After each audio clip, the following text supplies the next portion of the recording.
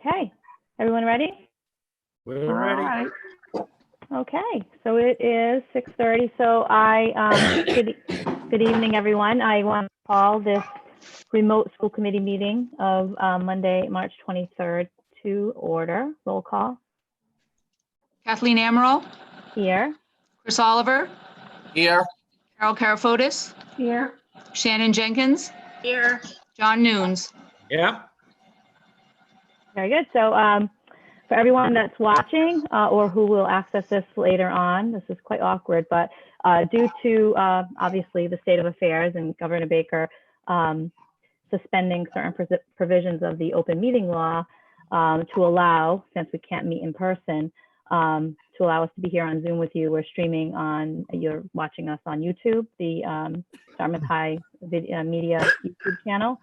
And so I wanted to preface it with that. And this will also be played, rebroadcast on DCTV on channel 9 and 18 on Wednesday and Thursday, and 5 Friday, 6 a.m. Saturday, 8 a.m. I don't know if I said that right, Sunday at 2. And so anyone who wants to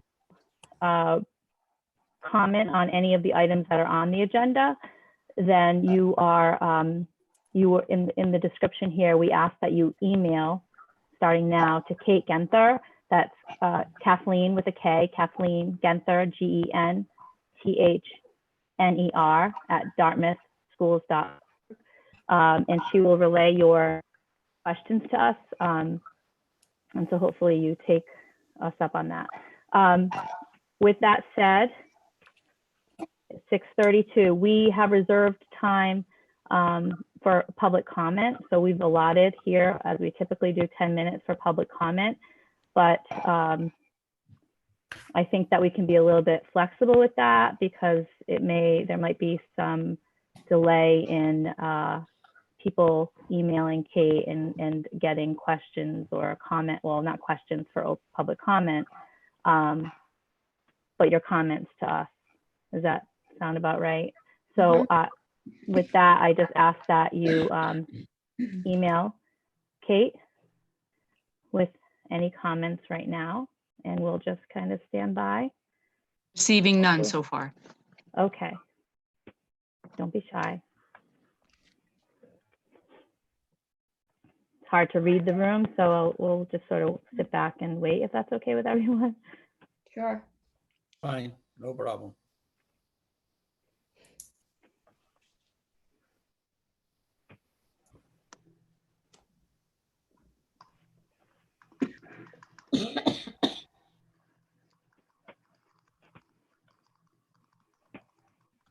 Again, in the silence, if anyone has any questions, comments on this evening's agenda, please feel free to email Kate Genther. Still none being received. Okay. Looks like we have 30 viewers online right now watching. Great. Where are you seeing that? Because I don't see it on mine, but that's. I have another laptop opened up, Mr. Nunes, with the feed going on it. Oh, okay, never mind. That's on fine. YouTube. Okay, listen, I got one going. I'm happy with that. Hey, you're here. Let's not push our luck. No, not at all. And thank you on a serious note, my thanks to Jonathan, worked with me for an hour yesterday to get this set up and hooked up, and greatly appreciated. So.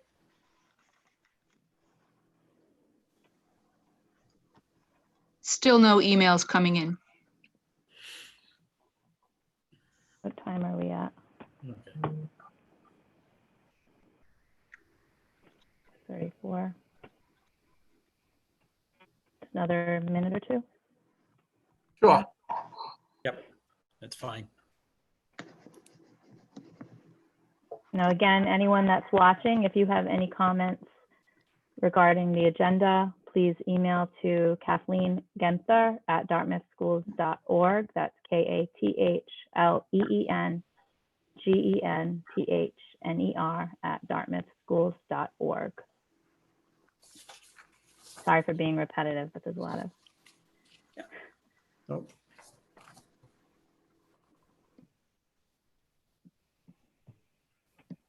6:35. We're good. Yeah. Okay. I guess chair hearing none, I will close that section of our meeting. We have to skip ahead, so if it's okay, should we just skip to the approval of minutes? I would entertain a motion to approve the regular, well, separately, but the regular and executive session minutes of March 9th, 2020. They were part of our packet. So moved. Second, Okay. That's for the regular hearing? yeah. Regular. Regular okay, session minutes. Okay. Okay, any discussion? All in favor? John seconded. I Yeah. second. Okay. Okay, chair hearing none. Thank you. I wasn't at the meeting, so. I'll have One to- abstention? Okay. And so I will also entertain a motion now again for the executive session minutes of that same night, March 9th, 2020. So moved, Madam Chair, with the stipulation that they be held until the matter for which they were intended is complete. I'll second that. Okay, all in favor? Aye. Aye. Aye. One abstention. Thank you, Carol. Great. So we have a few minutes here. We have our public hearing not beginning until 6:45. That's when it was published. Yep. So. Madam Chair, Yeah. you want to jump down to new business, that'd be okay. May I interject? Yes. I see an email here which reads, is there a way to switch the agenda times? Give parents or anyone time to figure this out. That's addressing, but that was an email I received. Okay. In terms of public comment? I don't know. That's all it Okay. has on the email. Chris? If Chris I could add something, Madam Chair, Yes. maybe given the circumstances that this is our first time doing this, maybe we do allow at the end of this meeting, an opportunity, for a brief public comment. If anyone that has not had that opportunity to figure it out, that's just a an great idea. option. Yeah. So everybody in favor of that? I think that would, Yeah, I'm Yeah. good with that. okay. So am I. We'll do that then. So for everyone listening, those of you who weren't able to comment, for public comment, we'll add that at the end of the meeting. May I also ask another question? I'm not to answer any of these emails. I'm only to acknowledge that it was received. Yes, please. You will, yeah, I think if it's the pleasure of the committee, you read them to us. We take them in, and as far as the public hearing, same thing, yeah. All right. Consider it part of they- the record. That email question came from Lisa Aruda. There Okay, wasn't- thank you. Okay. Okay. All right, so we do have sorry, technical glitches. We do have a few more minutes, so we could go on to something else under new business. Sorry. Do we want to discuss the Student Opportunity Act? Yeah, that's good. So can I turn that over to you, Dr. Gifford? Or Mr. Kiley? I'm not hearing anyone. I had to unmute myself. Oh, We're gonna need to pass over this or table this as the deadline has been extended, and obviously with the school closures, we have done nothing on this plan Okay. right now. So Okay, beautiful. waiting continued news and updates from the commissioner. okay, that sounds good. We have 5 more minutes. How about we how about school choice funds? Would that be appropriate, Chris, or would that be, if I turn that over to you, or would you Yeah, prefer I that can- be? Yeah, I can start Revisit that it. off. That's fine. I'm Okay. not sure if does the, and Mr. Nunes will probably know this, does the public budget hearing have to open at 6:45? No, you can't open it before. If You it, can open it afterwards though, right? you can open it after if things have just extended beyond. Okay, That's fine. perfect. So in regards to the school choice, in regards to the school choice funds being on the agenda today, I think it's important that the committee have a discussion around what the procedure, this is now, we're going into, I believe, our third or fourth year of school choice, which I think is a wonderful program, wonderful opportunity to bring students in and receive the Dartmouth High School experience that otherwise may not have been able to. In addition, we receive funds from their sending districts, as we all know. And I know that the Bush Street administration has done a wonderful job allocating those funds and using them for a number of great projects. I just think it's important that I think as school committee, we have a fiscal duty to make sure that the funds, not to say that they're not, but we have a fiscal duty to make sure that they're being spent appropriately. I'm not saying, this administration, it could be the following administration from here, but I think it's something important that we get on the books now. So, I'd be open to hearing what other members think, other committee members. However, I'd like to see something in which someone, either Dr. Gifford or Mr. Kiley or Ms. Roy, comes in to the board requesting funds from school choice. Does anyone else have comments about that? John, only because I see you first here. Do you have anything to? Thank you. Thanks, Chris. Yeah, I mean, everybody knows how I feel about school choice and the fact that, we've gotten $500,000 or more, over the past few years from this program has been fantastic. It's been great to use and to have available to us. I think if you go back and look a while back, since the first of the year, and Mr. Kiley, correct me if I'm wrong, but I thought that we did get some type of a basic snapshot of how much we had received and where some of those funds had gone, specifically stadium renovations, Chromebooks, some supplies someplace, some, stipends and things of that nature. So we have gotten an idea as to where those funds are. And I don't think they're being, I think central office is being very frugal with them because per se, it's something that, could very quickly dry up if this committee ever decided not to do it, or for whatever reason, we did not receive any more students from outside the district. So that's my 2 cents. Kathleen? Yeah. Do you see us all, Kathleen? Are you on gallery view? Because Carol and I are both raising our hands here. Oh, see, I don't see you now. I can. Okay, sorry. All right. In the upper right, there's a gallery view. I see you now. It's like the Brady Bunch. Okay. I just, I wanted to know if there was anything in place for guidelines with the way that the money is spent. Is there anything that's been developed already by the state? They put this program in? No, not to my knowledge, Carol. Shannon? So I contacted MASC about this just to see if they had any suggested policy. And they do not, but they suggested that was within our realm of fiscal responsibility to oversee this.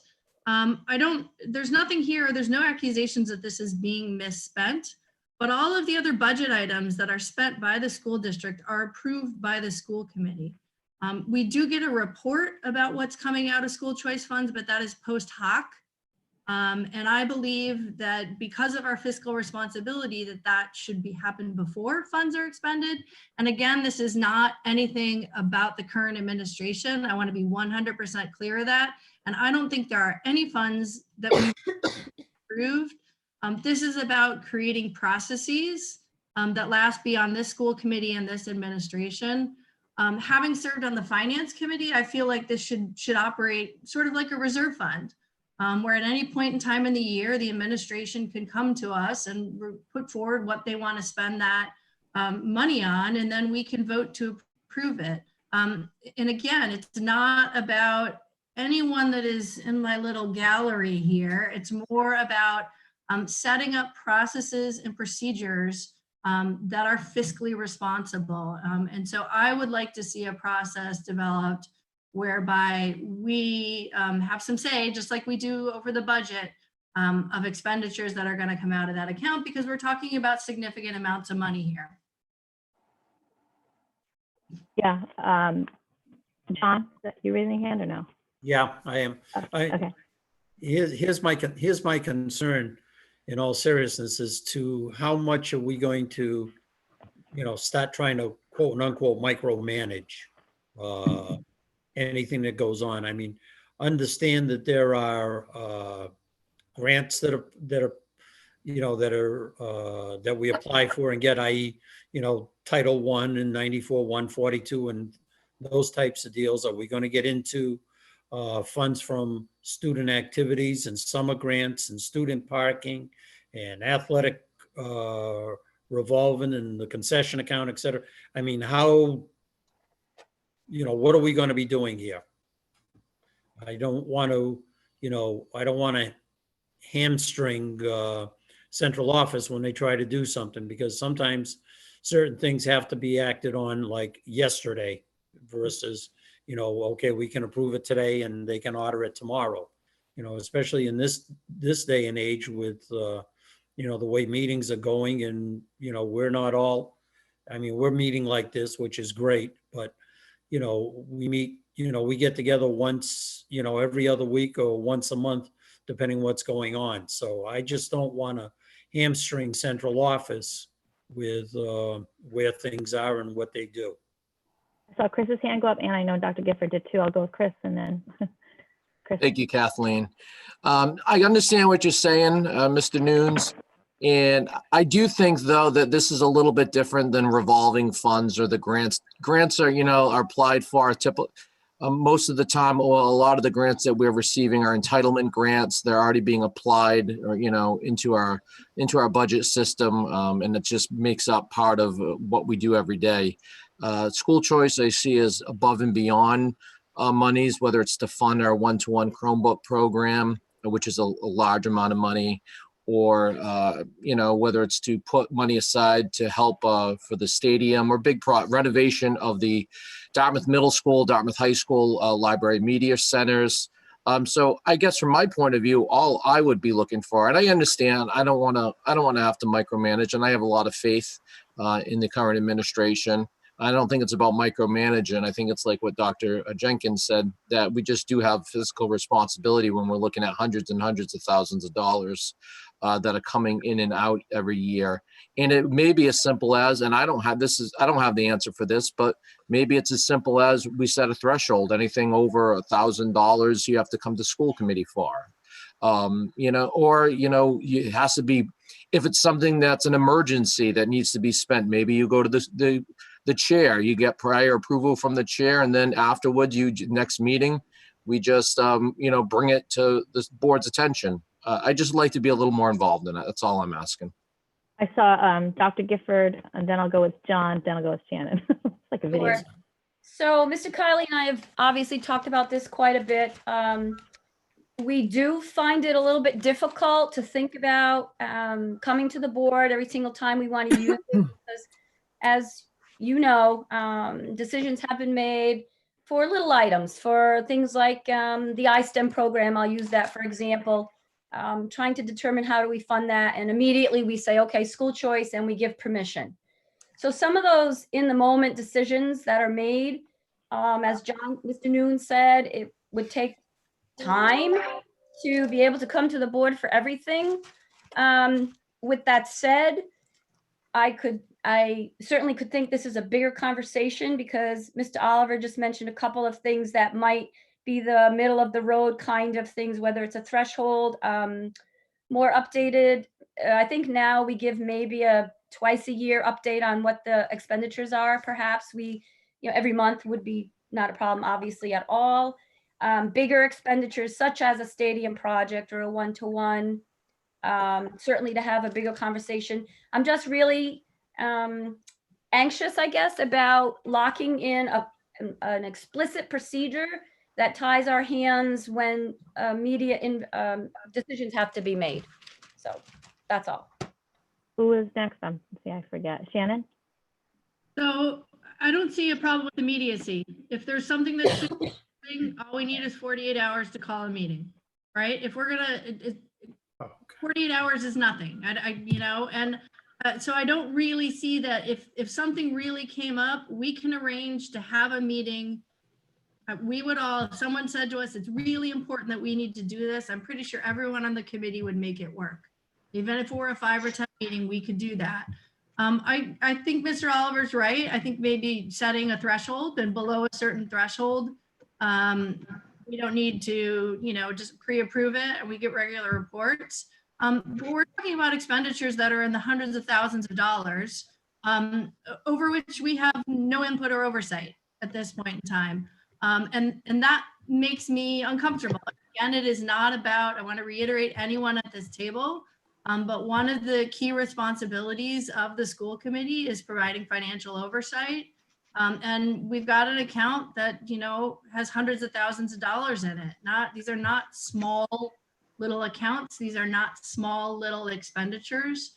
And so I think that we need to have a role here. Where that limit is set, I would set it higher than Mr. Oliver. I'd be comfortable. I'm sure for Jim, $1,000 is peanuts, right? I would be setting it somewhat higher than that, and we can maybe continue this conversation. But I do think that we need to, particularly for bigger expenditures, have some role in approving some of those large expenditures. Anyone else have any other comments? Carol? Yeah, I would just agree that some kind of procedure be put in place that we could follow, taking into consideration that we want some flexibility and that we don't want to tie the hands of administration. But I think, with that amount of money, I think we have to have some kind of, oversight is the word, but just to know for ourselves where all the money is going and when it's going, how it's being used. And again, as it's been clearly stated, it has nothing to do with the way things have gone in the past. We're just looking to the future. John? Sorry. I'm good. No. Never mind, I'm good. Well, my thought on that is, in hearing that, I not only the fiscal processes and like the responsibility there, but I feel that if I like the idea of a threshold. I don't know how much, $10,000, $5,000, $20,000, but. And I reiterate, to me, I have all the faith. I think we are so fortunate to have the people that we have working on this budget and figuring things out for our district. I'm really proud of all the hard work that everyone puts in. But to me, I also think about it being sort of transparent, so that more opportunity for us to discuss the things that money, when we vote each year, and if we vote to approve school choice and it continues, an opportunity to really show the public where that money is going. We read the articles on Dartmouth Helping Dartmouth and different platforms where people are like, well, they spent money, and they don't realize where that money actually came from. So to me, it also, aside from all that, I feel like it's a good way for us to showcase us being creative in these difficult times and all the wonderful things that we can get done with that school choice money. So I would be agreeable, but a higher threshold, I think I would feel comfortable, and I don't know what that is. I would like to hear from Mr. Kiley and Dr. Gifford around not that minutia of the those small little activities or enrichment opportunities, but more the bigger end. I don't know what that would be. Would that be 25,000? Would it be 10, 15? I certainly wouldn't want to. I don't mind meeting in 48 hours, but I certainly wouldn't want to, like, you know, tie anyone's hands. But I think it would be a good idea if we did implement something, some process like this, so that gives us an opportunity to talk more. Jim, I think you raised your hand. Thank you, Mrs. Amaral. So, I mean, we could certainly put something together, some proposal for the policy subcommittee, but I think I just want to say that, just to be clear, and I know you're all supportive and have said, you know, nice things about what we have done with it, but I just want to be clear that the things that we've spent it on are definitely, you know, appropriate things. The biggest things that we've spent it on are one-to-one computing. That is our number one item. Stadium renovations. We have intentions to spend money on the middle school and high school library renovations, innovation lab at the high school, strength and conditioning coach, iSTEM program, which is very popular. As you know, you've seen it up close, seen some of the examples. Music stipends, professional development, instructional supplies and materials, innovation and transformational leadership network, the Potter preschool setup a couple of years ago, music supplies, and a little bit of instructional technology. So those are the things we've spent it on. So just to be clear that, you know, the stuff we have spent it on has been, you know, I think student focused and appropriate. But I mean, if it is the committee's desire to have some sort of a policy on it, then I can certainly draft something and bring it to the policy subcommittee. Any more comments on that, Chris? I think you're on mute. Oh, Can you hear me now? yeah. Yes. I would be comfortable with the threshold of somewhere in the ballpark of $10,000. I think that's, to me, in my opinion, that's reasonable. And I thank you for sharing that list, Mr. Kiley. I agree with my colleagues. I don't think there's any concerns. It's just, I think it's a matter of fiscal responsibility of the committee.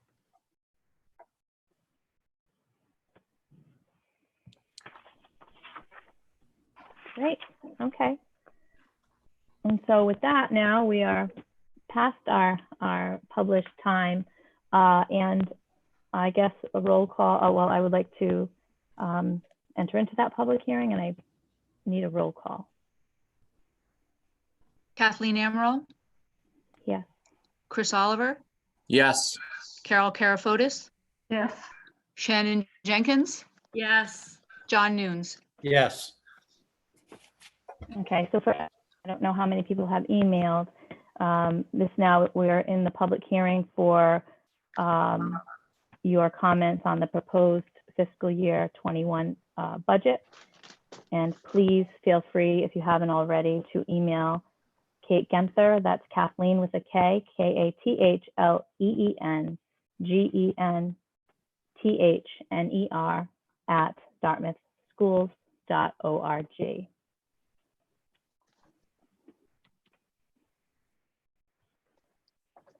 I have not received any yet. Okay. Okay.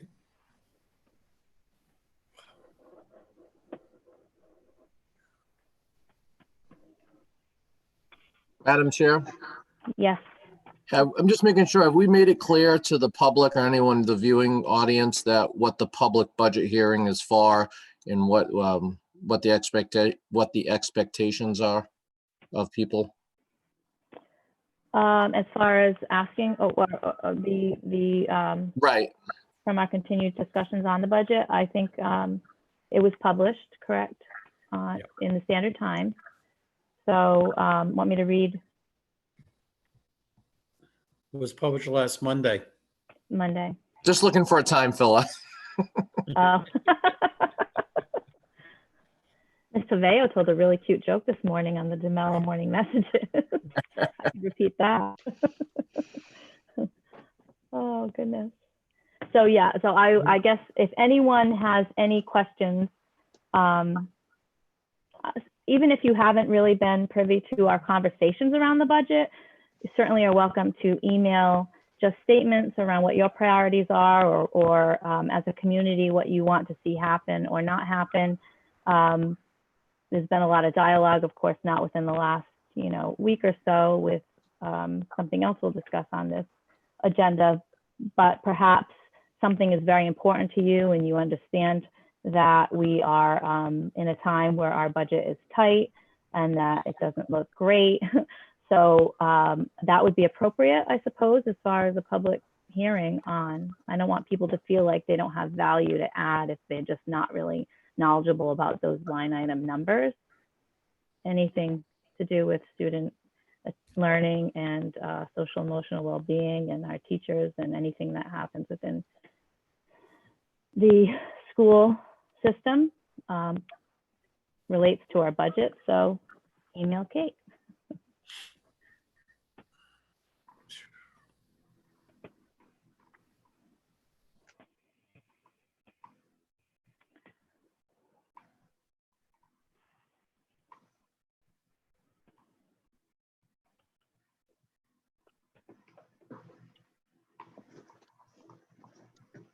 Still nothing. Still nothing. Madam Chair, Yes, John. through you to Mr. Kiley, when we get into old business on the FY21, you're going to give us updates from town hall, et cetera, et cetera? I will give you what I have, Okay, that's, okay, that's fine. which is Yep, gotcha. nothing. We'll need some more time filler with that. Okay. Still none. Maybe a little background music, Mr. Parati? The Jeopardy theme, the countdown, Jeopardy countdown. I don't know.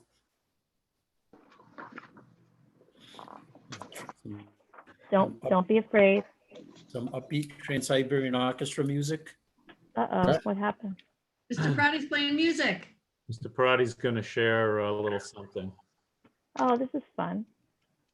Grabbing. This is- Grab and go. This is grab and go. So while you're watching this video, if you have any questions, comments about the budget for fiscal year 21. Could I just say that we Yeah. served 608 meals today at Grab and Go? Wonderful. That's Fantastic. fantastic. I Thank really you. can't thank the folks who volunteered enough. It's Yeah, amazing. it's been Mr. Kiley, difficult. how many meals do we normally serve, on a regular day? Oh, normal meals to kids, like thousands, like Okay. 2,000. Okay, so, but even if, like, say if it's about 2,600 is a pretty significant amount. They're still operating pretty high capacity. I think it is on considering what we're trying to accomplish here. I think it was more than I thought we would serve. But I'm happy that we can help folks. Yeah. Yeah. So I mean, just to kill time, I can tell you we're serving a breakfast and a lunch for Mhm. 2 days. So on Mondays, Wednesdays, and Fridays, we're giving 2 days worth of food to each for each child. So That's fantastic. yeah. That is awesome. So, Yes, John. Gene Sheridan has been fantastic coordinating this and working with her is a pleasure, but she's really been great. And as well as the other volunteers who are staffing this, and I have a whole stable of volunteers ready to help who we've not called on yet. So it's a great outpouring of support, really. If I may interject, I Yes, noticed please. something in the Zoom group chat. And I read here, I posted email on YouTube just now. So I'm not sure how to get that. I don't know if that's something that Rob might see or someone else. I think he posted That was your Rob. email address. Oh, that was Rob. Oh, I'm sorry. Thank you. But you're thinking possibly somebody posted a comment there? No, he- that was Yes. Rob posting. Let's see. Kate's email address. Yes. Oh, okay. Right. Yeah. Okay. 34 people are watching. hmm That's more than usually come to meetings. I was just Very, gonna say, bigger attendance than at the meetings. Yeah. very that's highly great. rated public budget hearing. Yeah. They're trying to avoid it like us. Speak for myself, not the committee. Maybe a revenue generator. We could sell some commercials. There we go. Yeah. 34 people. Yeah. Thank you for tuning in. And it's okay if you don't have questions to ask. It's fine. It's 7:06. Yes, Shannon? So I just got a text message from a friend who tried to send an email and it didn't go through. She misspelled. She missed an N on Kate's name. So maybe we can give her, I think maybe we have one email coming in a minute or two, Oh, okay. maybe. So Kate email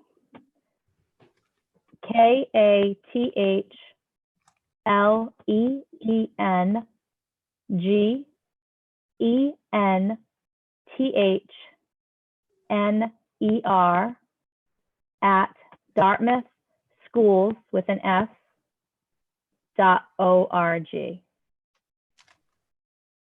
Madam, Kathleen, yes. Madam John. Chair, and again, just, You're frozen, I think. Uh-oh. We lost Mr. Nunes. Oh, He'll come back.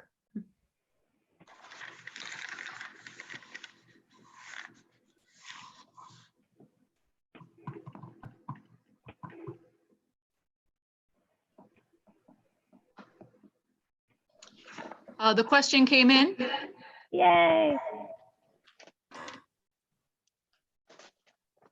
Lee McGregor writes, given the current situation with COVID-19 and the evolving nature of online schooling, is there flexibility within the budget to address the potentially new needs of developing online curriculum? It's a good question. It's, of course, in our FY21 budget that we currently have proposed, we obviously we're not planning for this.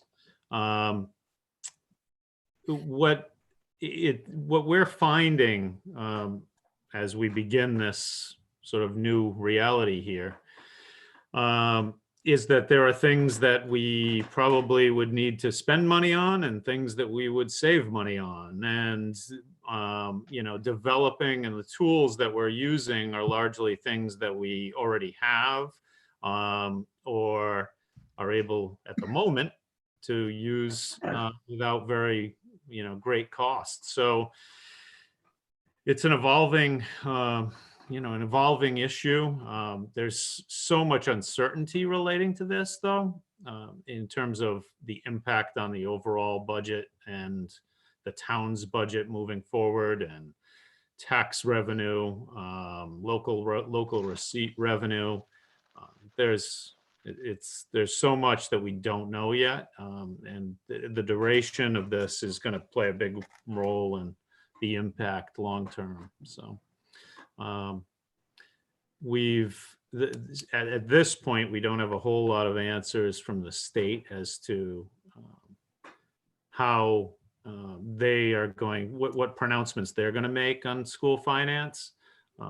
They're trying to work through this like we're trying to work through this. So there's a lot to be determined and a lot to tune in, later for.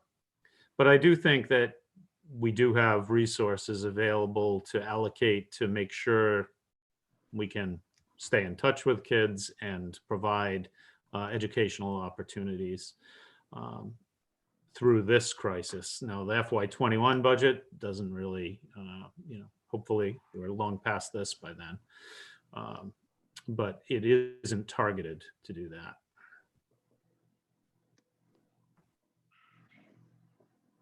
Any other questions come through, Kate? No. Okay. 7:11.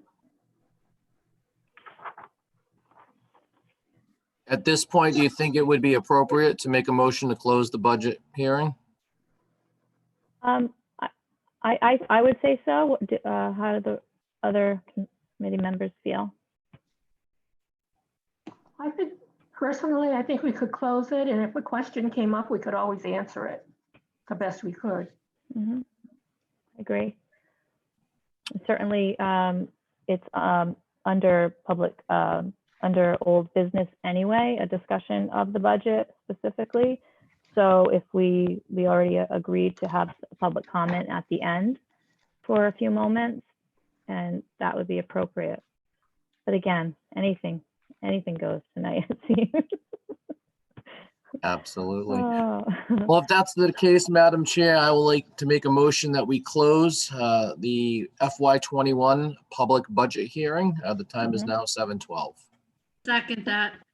Okay. Any discussion? All in favor of that? Roll call? Or is that, am I doing that right? Was it a roll call or was Yeah, it? it can't hurt to do a roll call. Okay. Roll call.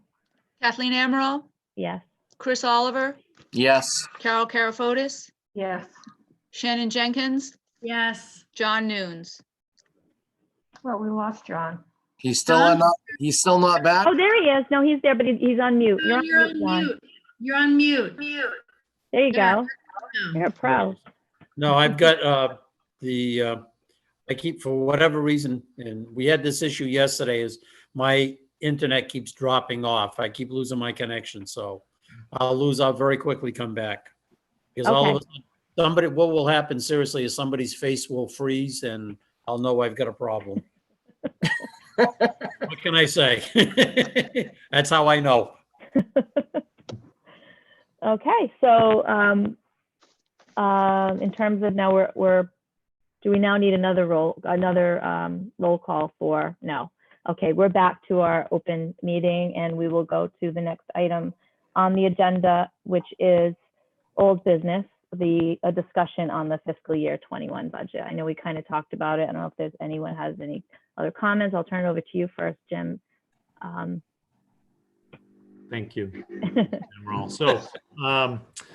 So at this point, Mr. Nunes asked about the town. We really don't have any further information at this point from them. And given that, there are a lot of other issues that the town is dealing with here. I don't necessarily anticipate having good information from them anytime, within the immediate future here. So at this point, I would say that my recommendation would be that we continue the process, continue to move forward with our proposed budget, which is $45,586,736, 3.2% budget increase. So I would, at this point, just recommend that we continue pushing forward with that. And as things develop, we'll adjust. There's a lot to be determined. I know the state is talking about possibly extending deadlines and town meetings and lots of different things. Fortunately, our town meeting is out of ways, so hopefully we can resolve all this long before then. But you know, at this point, I wouldn't recommend any change. Shannon?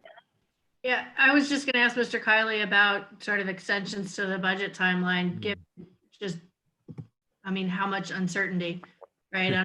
On Monday, there was as many unemployment claims filed as there were in the entire month of February. This is gonna blow a hole in the state budget. And the longer it goes, the bigger that hole is going to be. Given that, you know, I'm even wondering if this binder that you, I mean, all we can do is move forward what we have. Right. But I don't wonder if, I mean, I don't even know how we can plan a budget, right? Because things have changed so dramatically. So I would hope, I mean, I've had some good conversations I've touched base with our state legislative delegation. Both Senator Montigny and Representative Markey, they've both been very responsive. Should we be asking them to ask this, you know, to extend the timeline? Do you think do we need that extra time to figure this out? I would say that, you know, it depends. I think it depends how long this goes. If we're able in the next month to begin to move past this, and then it's possible that we'll be fine with the current timeline. A lot of communities have a much earlier town meeting than us, so they are in a much more difficult situation. I think that the uncertainty right now, it could have a profound impact on the town. As you know, our budget is based on revenue, and then essentially the sort of formula that currently exists is we look at total revenue, and then we back out sort of fixed items, like fixed or known items that are sort of outside of our control, like health insurance and retirement assessments and assessments from Bristol Aggie and Greater New Bedford Voc Tech. And then we have a pool of money, and that money is divided amongst the departments and to serve all of our needs in town. And if the top line changes significantly, it could have a dramatic impact on the whole rest of the calculation, and ultimately a dramatic impact on us. So there's a lot that we don't know at this point. Okay. John, or anybody? John, did you raise your hand? No, that's it. That answered my question. I mean, I realize there's a lot going on, but you know, there's a lot of things that still have to be done too. Mm-hmm. You know, the town still has to operate, and you know, with all the, you know, I mean, you think of a couple of things that we get, you know, per se, besides motor vehicle excise, the local receipts being meals tax and hotel tax, and nobody traveling, and all the restaurants for the most part shut down. We've got an issue, and you know, that's going to hurt.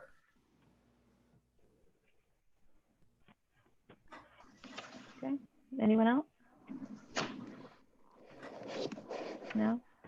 Well, thank you. At this point, what time is it? 7:19, and I apologize. I have 3 kids home. I just had one trying to come say hi. So. Okay, I'm back. I don't know how far I got. My internet connection keeps dropping for whatever reason. That's okay. You didn't miss anything. It's me babbling. No, but I don't know how much. I don't know how far I got with mine that you guys didn't hear. So, but I think we heard it all. Good. Yeah, we heard it all. all right, good. You're good. So I think we discussed everything else except we'll go to the discussion of the district's plan concerning COVID 19. Dr. Gifford? Sure. So I think at this point we're getting between a little bit of overwhelming everyone with the amount of information we're sending out. So we're trying to maintain a balance on that. But as far as updates go, I'll go over some of the things for folks that I can't imagine anyone not being aware of what's going on at this point, but we did have a DLT, our district leadership team meeting this morning, where we reviewed and updated and talked about phase 2 of our learning plan. So just a couple of things. I'll just go over some of the agenda items. As far as building access and grounds, some of you have seen where the kids have been congregating on grounds, which we've put out as many notices as we can. The AD did send notices to the coaches just before we get out of school, or about when we get out of school. So we're continuing to try to be vigilant on that, warning people, just giving them advice to stay away from congregations. The buildings will be accessed. If folks need to grab something, they are to contact their principals to make arrangements for that.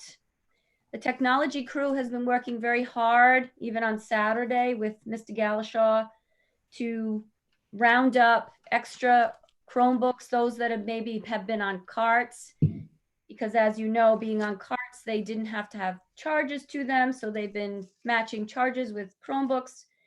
Surveys were sent out to families by grade level, knowing that our 8th to 12 should have their Chromebooks, but a couple kids may have forgotten them. The other grade levels, and the plan is to begin dissemination. As far as when we left the meeting today, that was going to happen tomorrow with folks that needed a device at home, at least one device at home, so that their students could be accessing the online resources that we have put up. So I want to thank those folks for working for the last week, really getting that ready to go. As you know, the extended learning page went up immediately upon hearing that we were going to be closed for the week anyway. Since then, there have been 9,000 sessions of activities put up, and 4,500 users have been accessing that site, that enrichment site. Our phase 2 of that, which has been involving lots of folks brainstorming ideas about this. And we did have, as I said, a meeting with the DLT this morning. And also we met with Ms. Vieira and Ms. Martino with the union this afternoon to kind of let them know of our phase 2. And that will include people are already working on that. They're collaborating across the district by grade levels and content areas, and creating at least 3 lessons a week. That was this week for enrichment activities. Next week, although some have already been doing it, we didn't require it or expect it, but by next week, and I'll back up a little bit, all the staffs will be having meetings, Zoom meetings tomorrow, every schools, to go over more details. So people, if they have questions, they can ask, so people can be very clear about what's happening. So we're going to be asking teachers to make sure that those lessons that they're creating are around new content to enrich students' learning. People have been doing, they're also being asked to, for example, the elementary schools, we're asking them to do at least an ELA, a math, and a history or a science activity lesson, so that we can begin to touch all content areas. They will also be holding morning and afternoon meetings, whether it be, we're calling it consult time, office hours, excuse me, where they're touching base. And again, I know teachers are already doing this.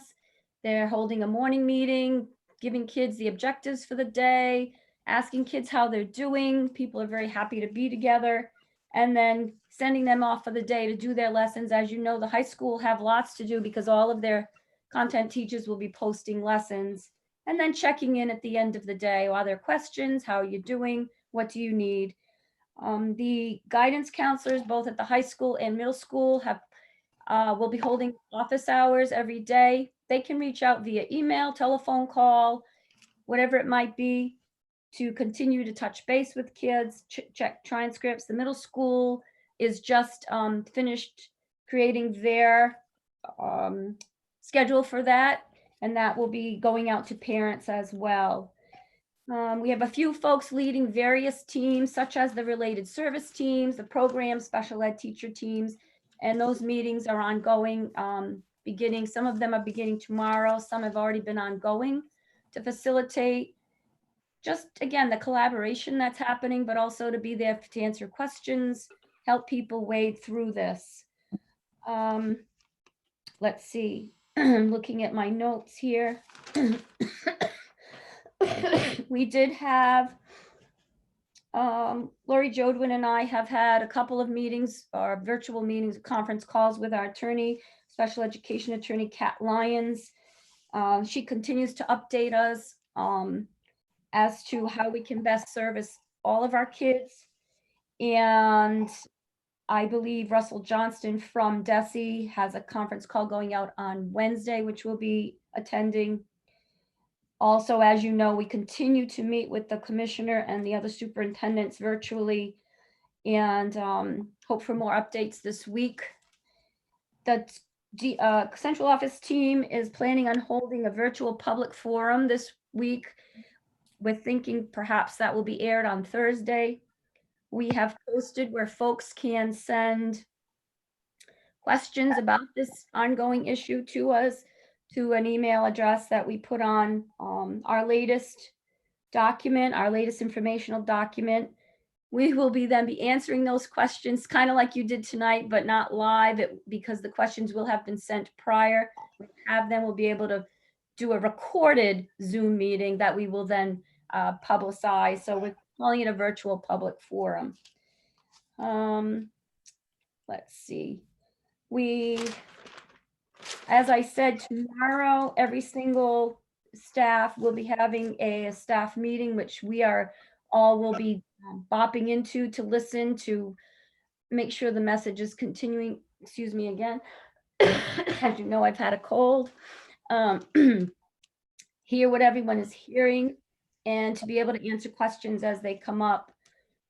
And I just have to commend the entire admin team and the entire district for everyone stepping up from every single aspect, whether it's cleaning the buildings, the lunch program, the teachers, the secretary, whoever it might be, have really come together to really try to tackle this challenge together. And also, we're asking that folks tune in and subscribe to the district's YouTube channel because you can get alerts through that. One of the things we're thinking is Miss Oliveira has been updating folks every other day or so with emails and whatnot about what's new on the site. We're going to just limit that to a weekly email from now on to kind of cut down on the correspondence so folks can tune in to what's important and focus in. So with that, those are kind of the highlights of what's happening. We'll take questions. Who wants to go first? Raise your hand. I have no voice left, so. Chris. Thank you, Kathleen. Just quick question, Dr. Gifford, around seniors in high school seniors and senior activities. I know there's a lot of angst amongst our high school seniors, not just Dartmouth, but everywhere. I have a high school senior in another district. It's coming up, we're coming into April. There's a lot going on. I know it's still too early. Can everyone hear me? Mhm. Yeah. Okay. I know it's still too early to make any decisions or make any, even inferences, but I just want to be assured that the district is, and to let our public know that everything's still on the table, nothing has changed. Because as I hear from friends that have high school seniors in Dartmouth, there's a lot of nerves, a lot of angst amongst them, and they're just scared. A lot of them are scared. They're worried. This is their senior year, their last few months. They want to be spending it with their friends in school and attending all these great senior activities. So at some point, I would assume that if we're back in school on April 7th, that this is going to be a non-issue. Right. However, if the school year does continue to get postponed and we're continuing to work and learn from home, at some point, will that conversation at the very least happen to say, just because I think it's important, and I know Ross has put out different YouTube videos at the high school, and I haven't had a chance to watch them. I don't know if he's touched upon those on his YouTube channel. However, I think it's important that we do at some point reach out to our seniors and, make sure that they know that we know they're nervous and we're doing everything we can and all possibilities are on the table. Thank you, Chris. To that point, you're right, and it is a little early, but we did have a conversation with the high school, obviously, this morning. And I think on Friday, if we hear any updates from the commissioner, unless he comes on earlier, as it gets a little bit closer to that date, we'll be able to come up with more answers. But the high school has definitely started that conversation, not only around those kinds of things, but also grading for the end of the year. How do we promote kids, et cetera? So that conversation we were getting through this next week as far as providing lessons in the new content areas. And that's definitely on the table for the next round of discussions, the what ifs. I'll mute me. John? Yeah, thank you. And I know Dr. Gibbs just muted, but the question I have, and, it was raised to me and, sitting on a couple of scholarship committees, how about our seniors that need information for their scholarships, Dr. Gifford? That being, they may need letters of reference from teachers, transcripts, GPA averages, et cetera. How do they go about getting those? Send an email to their guidance counselor and go from there?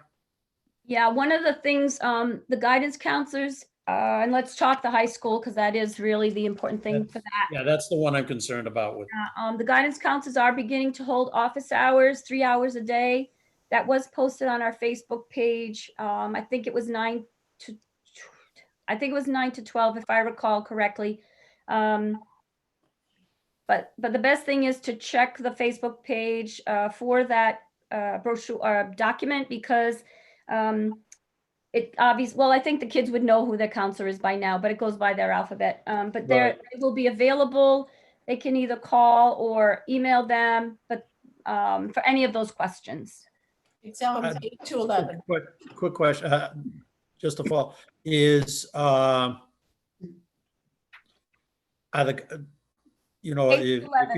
if you that's okay. If you call it, are they calling the high school guidance office, or are they like sending the guidance counselors? Everybody's working from home, I'm assuming, so it's almost like a quote unquote a Zoom like we're doing now, or Exactly. okay.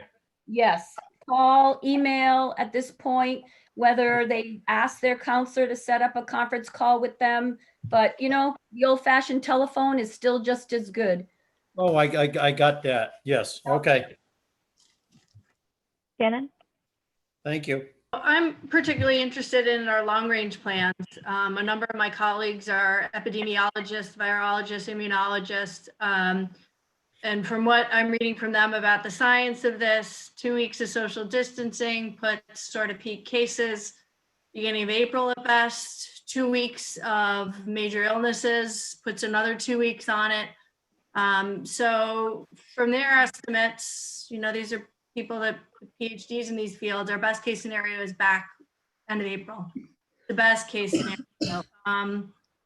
So my concern is, I think, in the high school, it's pretty well covered. If you've got 5 or 6 subjects, right, you got 3 activities a week, right, you're getting, fairly close to, not that we're replicating a day, but right, if your kid's in 1st or 2nd grade, that's not quite as much. And so I'm hoping that we're looking to ramp this up. I know we're just starting, but I do think that we have to be ready to be in this for at least a month. My other concern is that, I know people are doing a lot of work, but that communication is going out in a lot of different ways. that some people may not be aware of or have access to. And if you have multiple kiddos, it can get really confusing.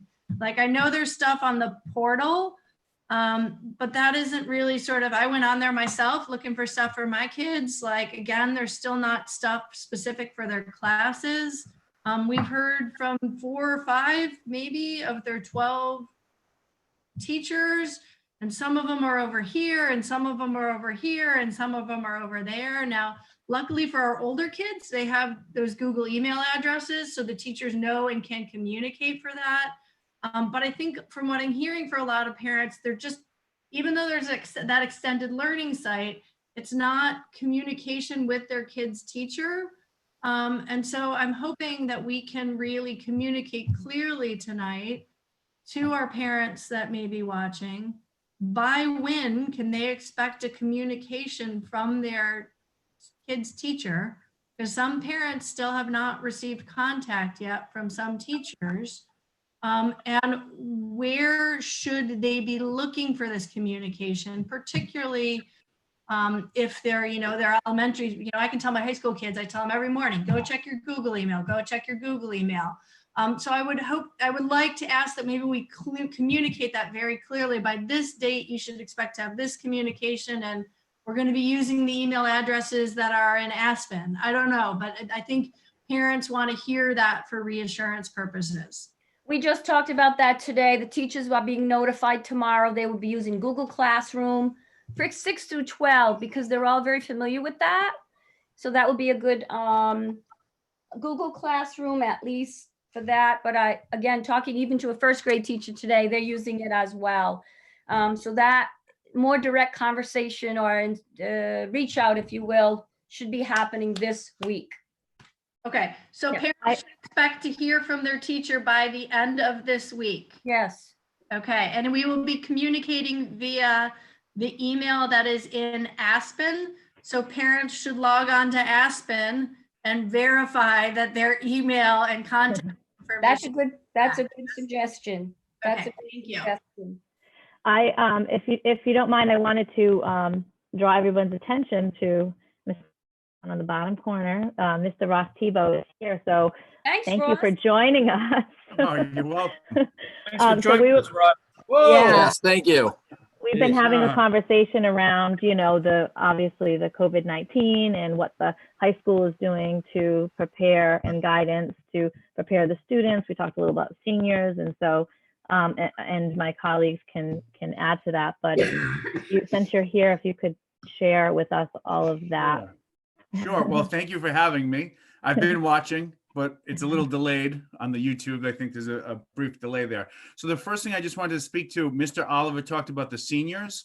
And Yeah. I agree wholeheartedly. And we would say to any senior not to worry that, this crisis was not any of their doing. And so we're not going to forget them and we're going to honor them.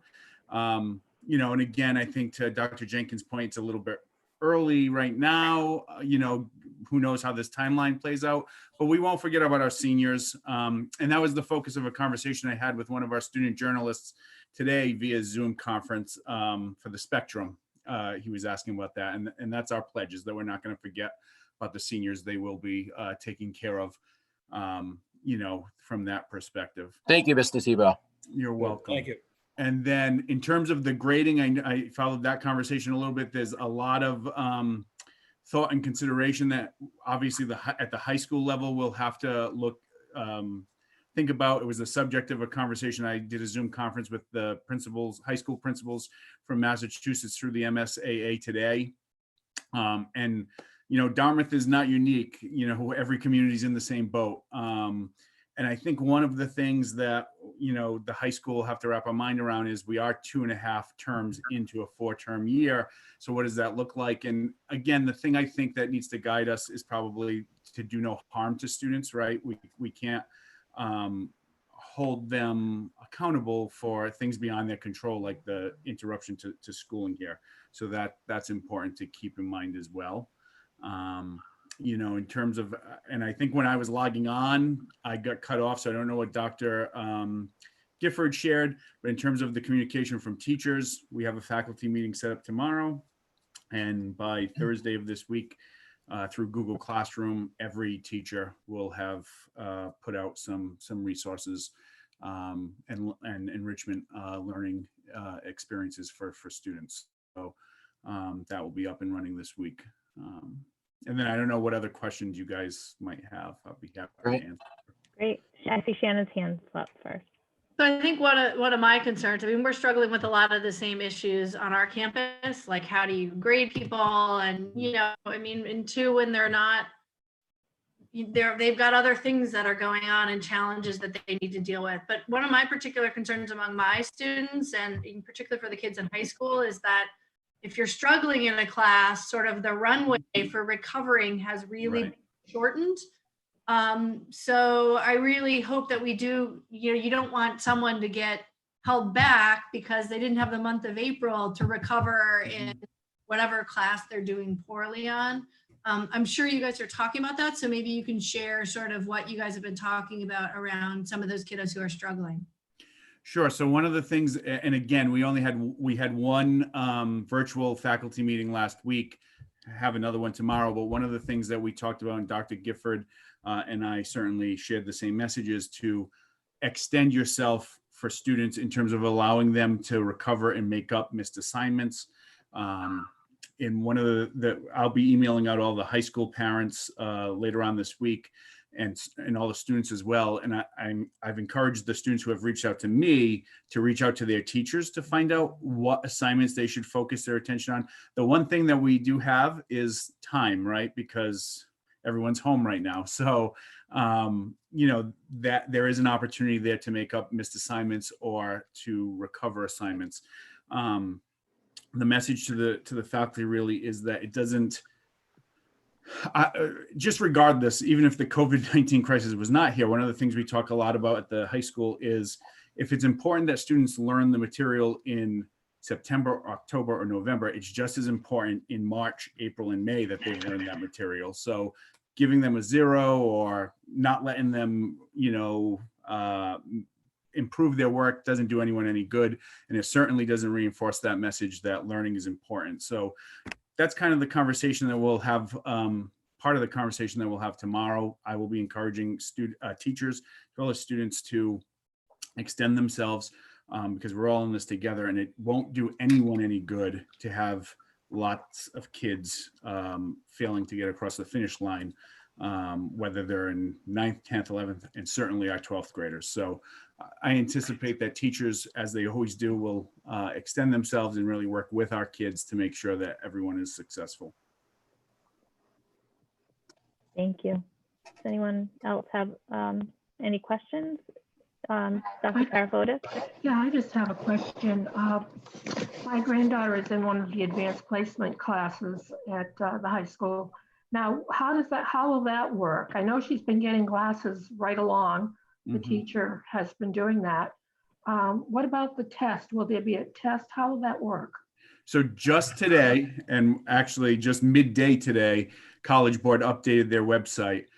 There's still going to be an AP exam. The College Board said that they would post the schedule by April 3rd, and that there would be 2 testing options.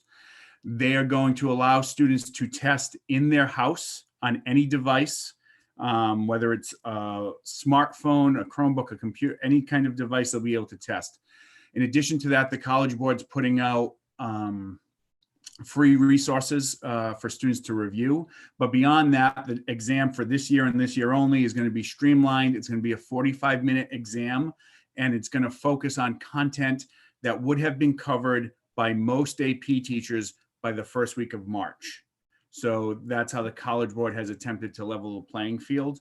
And again, that was another question that came up in my interview today with the Spectrum. They had asked, would we recommend students, you know, canceling the exam? And I said, absolutely not. I wouldn't recommend that because, number one, I think we do a pretty good job of preparing students at Dartmouth High School for success in the AP exam.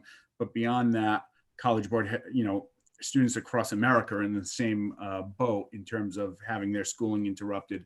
And the College Board seems, at least from what I've read so far, to be doing a pretty mindful job of making sure that the AP exam for this year, students are not hurt by the fact that their education was disrupted. Oh, thank you. You're welcome. Thank you very much.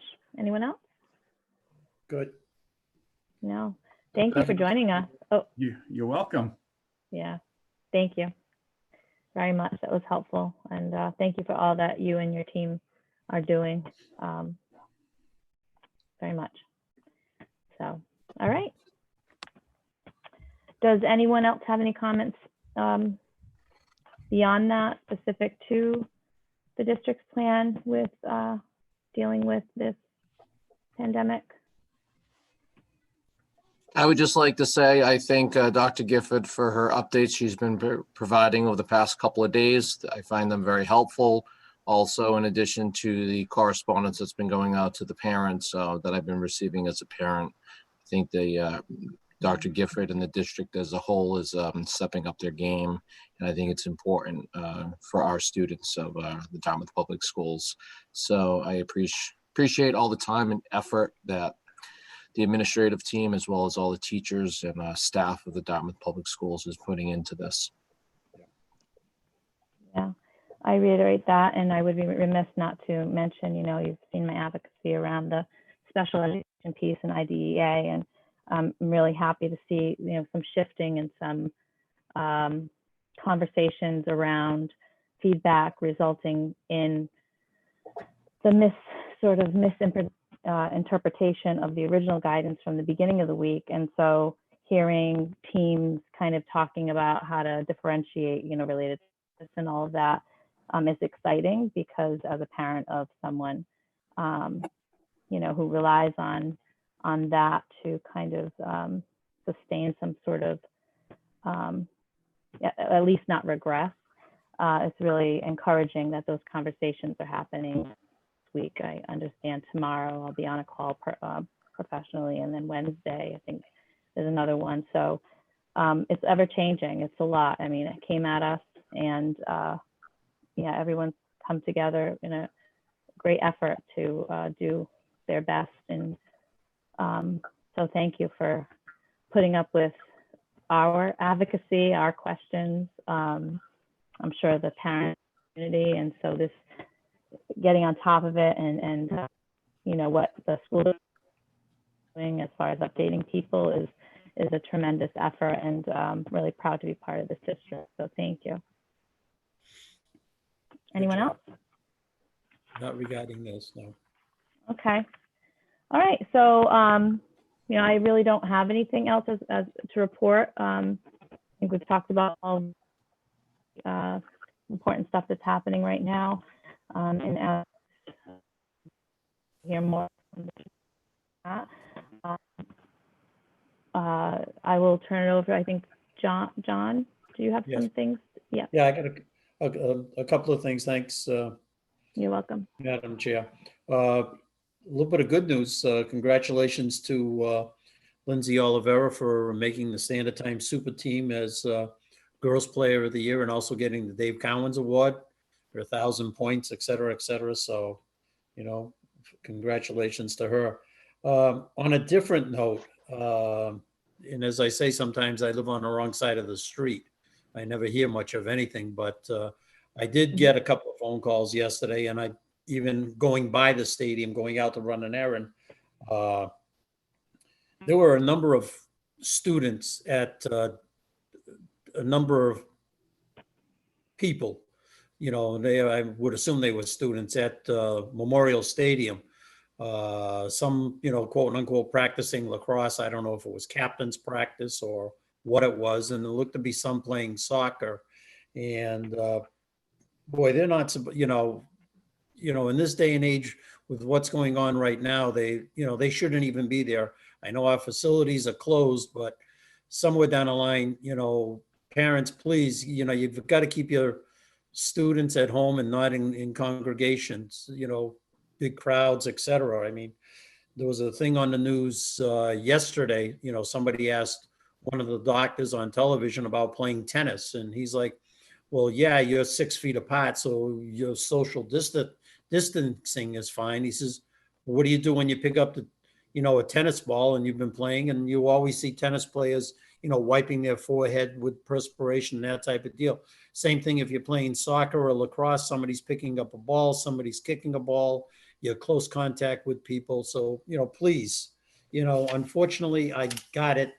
Your seniors and, all the, everything is shut down at the moment, and you want to try and, sharpen your skills and, get in some type of a, shape for when the season is finally able to stop. But please, don't congregate in the crowds. Don't be, with all due respect, don't be like the idiots down in Florida on spring break. Thank you. Thank you, John. That's important. Does anyone else have anything before we sort of end on a public comment note? I do have 2 emails. Okay, for public comment. okay. I actually received one too. Maybe would it be appropriate for me to forward it to you? It would be okay if I I read it? think it's the same one, Kathleen. Okay, good. About parking. Yes, oh, good. All right. Okay. So nobody else has anything else, so we'll kind of go into public comment now. That's fine. Thank you, Kate. So this was received from Christian Guaj Silvera, and I apologize for mispronunciation. This is concerning the parking passes.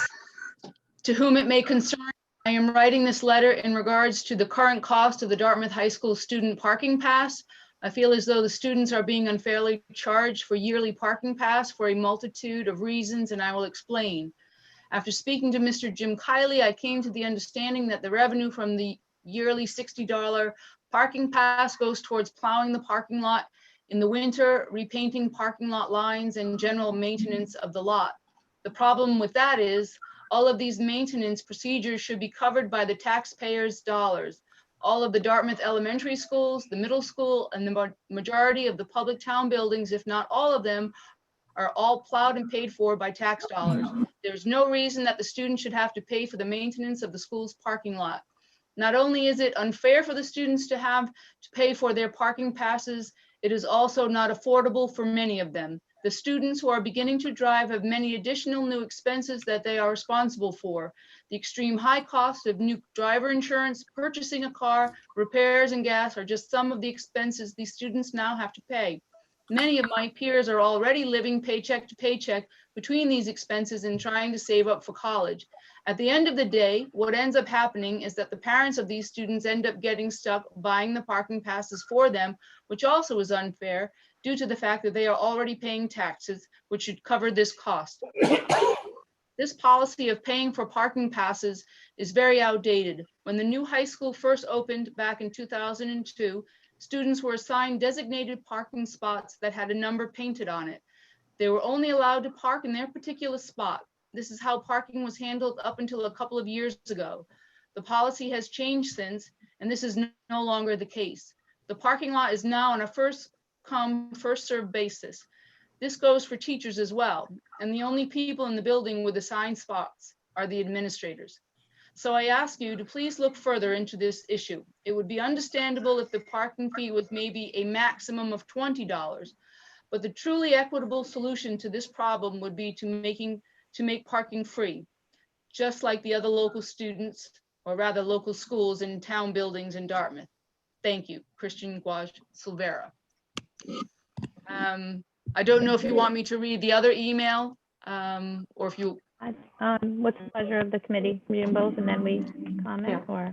Well, Yeah. I didn't think we would, since this was public comment, I didn't think we commented on Oh, public comment. true.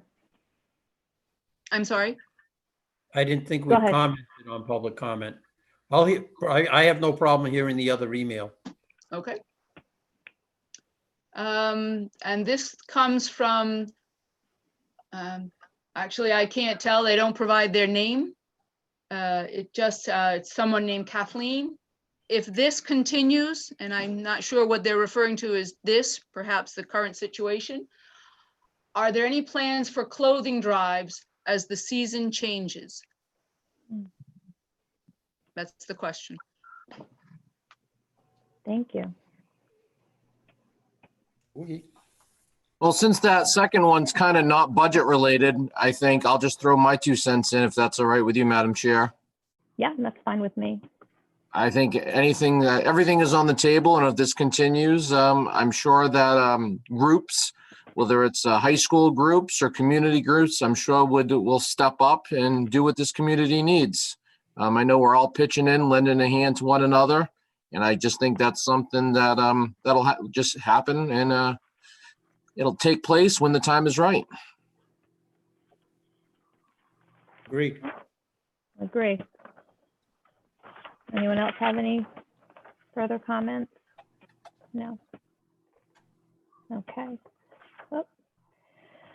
So with that, our next really scheduled meeting is Monday, April 6th. Remote for Zoom, right? That's before the date we would go back if best case scenario. This meeting will be held at 5, well, this isn't really accurate, but as it reads, 5:30. It reads at Town Hall, but that won't happen. That's right before our joint meeting, right? That's right before our joint meeting, Yeah. Madam Chair, so. Yeah, that's with why the, we with the need that board time. and committee. And we're planning budget to wait and see with that, as far as how that goes, correct? That's it. Okay, Mr. Kiley, yeah, can you check, or Dr. Gifford, can you check and see if they're gonna provide pizza if we actually do meet at Town Hall?